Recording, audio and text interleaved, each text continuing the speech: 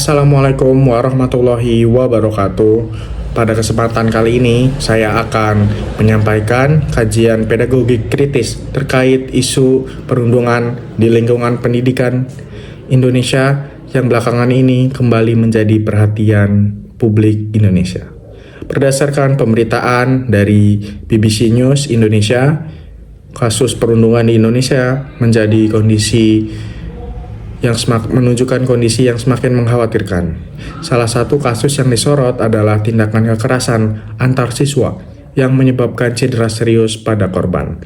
Peristiwa ini menunjukkan bahwa perundungan tidak lagi sekedar berupa ejekan ataupun tekanan verbal semata, tetapi telah berkembang menjadi kekerasan fisik yang berbahaya. Nampaknya tidak hanya dirasakan secara fisik, tetapi juga dapat meninggalkan trauma psikologis jangka panjang bagi korban.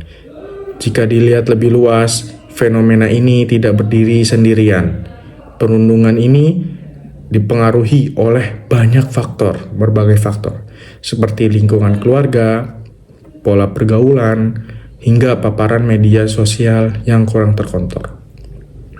Di sisi lain, sekolah sebagai lingkungan pendidikan juga belum sepenuhnya mampu untuk menjadi ruang yang aman dan nyaman dan inklusif bagi peserta didik.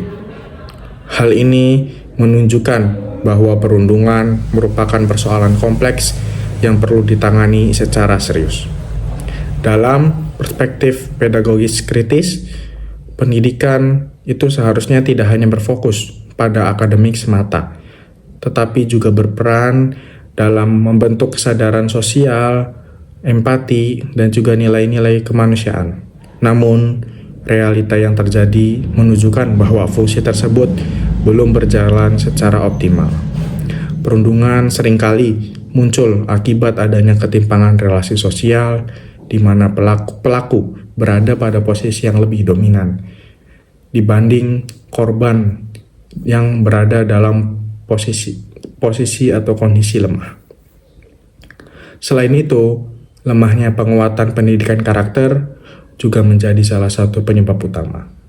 Selama proses pendidikan masih cenderung menekankan pencapaian dari kognitif peserta didik, sementara pembentukan sikap dan nilai moral belum mendapatkan perhatian yang seimbang. Akibatnya, sebagian peserta didik belum memiliki kemampuan untuk mengelola emosi, memahami orang lain, dan berinteraksi secara sehat. Lalu, dari pandangan bimbingan dan konseling, kondisi ini juga menunjukkan bahwa layanan yang diberikan di sekolah belum optimal. Guru BK memiliki peran penting, tidak hanya dalam menangani kasus yang sudah terjadi saja, tetapi juga dalam melakukan pencegahan melalui layanan preventif, advokasi, dan penguatan karakter peserta didik. Berdasarkan kajian tersebut, dapat kita simpulkan bahwa perundungan di sekolah bukan hanya persoalan individu, tetapi juga mencerminkan adanya kelemahan dalam sistem pendidikan. Oleh karena itu, diperlukan lagi upaya yang komprehensif untuk mengatasinya.